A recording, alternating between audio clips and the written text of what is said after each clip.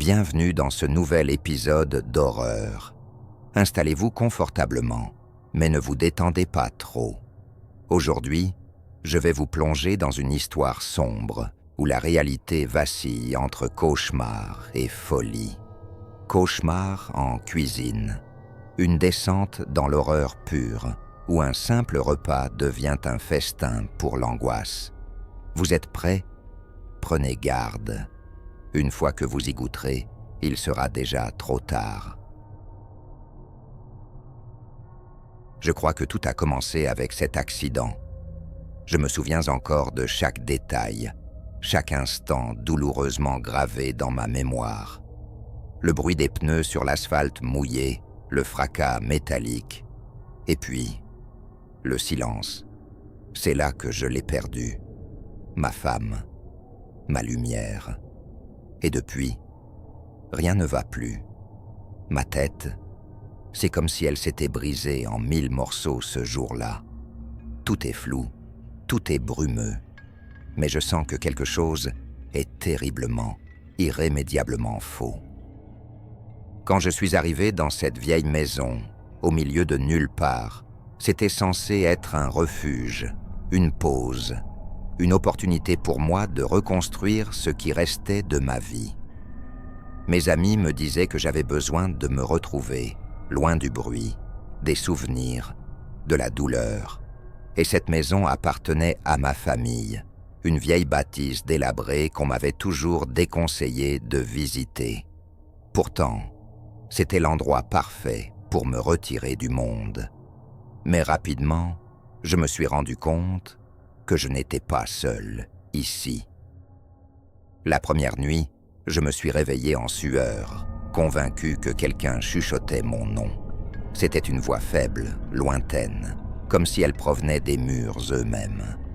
J'ai écouté, figé par la peur. Jean, une voix douce, presque familière. J'ai cru que je devenais fou, mais ce n'était que le début. Les jours suivants, les événements étranges se sont multipliés. La porte de la cuisine, pourtant fermée à clé, était grande ouverte chaque matin. Des ustensiles déplacés, des casseroles qui bougeaient seules. J'ai d'abord pensé que c'était le vent, ou une mauvaise manipulation de ma part. Mais au fond de moi, je savais que quelque chose n'allait pas. Une nuit en particulier, je me souviens avoir été réveillé par un bruit étrange venant de la cuisine. Un grincement, comme si quelqu'un traînait quelque chose de lourd sur le sol. Je suis descendu, lentement, une lampe à la main. La cuisine était plongée dans une semi-obscurité. La lueur blafarde de la lune perçait à peine à travers les volets mal fermés. Et c'est là que je l'ai vu. Sur la table, un couteau planté dans une planche à découper, encore tremblant. Je ne l'avais jamais vu auparavant. C'était un ancien couteau de cuisine, long, rouillé, son manche usé par le temps. Et sur la planche, du sang frais. Je me suis figé. Une goutte rouge vif est tombée du bout de la lame, éclaboussant le bois avec un bruit sinistre. Mon cœur s'est emballé. Ma respiration s'est coupée. Est-ce que c'était un animal blessé qui s'était introduit? Non, ce n'était pas possible. Il n'y avait rien d'autre. Juste le silence oppressant. Je voulais m'enfuir, mais mes pieds restaient cloués au sol. Ce n'était pas le pire. Je sentais cette présence, derrière moi, lourde, oppressante. J'avais l'impression que si je me retournais, je verrais quelque chose, je ne sais pas quoi. Peut-être ma propre folie, matérialisée sous une forme monstrueuse. J'ai fini par me convaincre que je délirais, que c'était le stress, le deuil, la fatigue. Tout s'embrouillait dans ma tête. Les jours passaient, et j'étais de plus en plus enfoncé dans cette réalité trouble. Le bruit de pas résonnait dans la maison la nuit. Parfois, des murmures venaient des murs, juste derrière moi. J'entendais des bruits de cuisine, des casseroles qui bouillonnaient, des bruits de hachoirs. Mais quand je m'y rendais, il n'y avait personne. Rien. Pourtant, je savais que ce n'était pas que mon imagination. J'avais cessé de croire en la raison. Il y avait cette vieille légende dans ma famille. On racontait que cette maison appartenait à un lointain ancêtre, un chef cuisinier, obsédé par la perfection de ses plats. Il aurait tué ses apprentis, un par un, sous prétexte qu'il n'était pas assez compétent.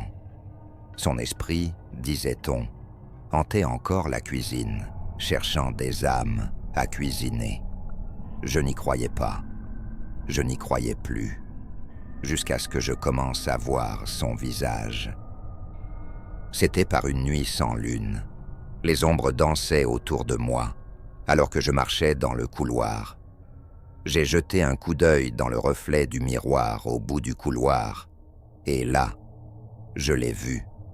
Il se tenait juste derrière moi, une silhouette pâle, le visage émacié, un sourire cruel étiré jusqu'aux oreilles. Ses yeux étaient d'un noir abyssal. Un long tablier taché de sang couvrait son corps décharné. Je me suis figé, incapable de respirer. Puis il a murmuré « Ton tour est venu ». Je ne me souviens pas de ce qui s'est passé. Tout est devenu flou. J'ai couru, je crois. Je suis sorti de la maison, trébuchant dans le jardin. Mais le pire, c'était qu'à chaque fois que je croyais m'en éloigner, je revenais toujours à la cuisine, comme si la maison elle-même me retenait prisonnier. Les jours suivants, je me suis retrouvé à cuisiner sans raison, mes mains agissant de manière automatique, préparant des plats que je ne connaissais pas, mais qui sentaient atrocement mauvais. Une puanteur de mort flottait dans l'air. Les sons, les chuchotements, les bruits de couteaux se sont intensifiés. Je n'avais plus aucune échappatoire.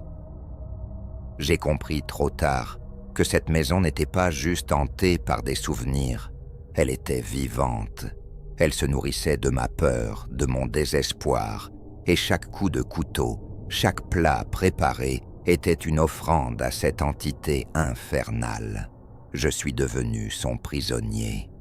Je n'ai jamais quitté la cuisine. Elle m'a pris, tout comme elle a pris les autres avant moi. Si vous entendez des bruits étranges la nuit, si vous sentez des présences invisibles autour de vous, faites demi-tour immédiatement, parce qu'une fois qu'elle vous a choisi, il n'y a plus de retour possible. Et si un jour, vous passez devant une maison abandonnée, où des couteaux semblent bouger tout seuls, sachez que je suis toujours là, à cuisiner. Voilà, chers auditeurs, cette histoire est terminée. Vous avez survécu au cauchemar en cuisine, mais rappelez-vous, les ombres de ce récit pourraient bien vous suivre au-delà de l'écran. Peut-être que cette nuit, en éteignant la lumière, vous entendrez un léger bruit dans la cuisine. Merci d'avoir écouté jusqu'au bout. Si vous avez apprécié cette plongée dans l'horreur, n'oubliez pas de laisser un commentaire et de vous abonner pour d'autres récits terrifiants. À bientôt, si vous osez revenir.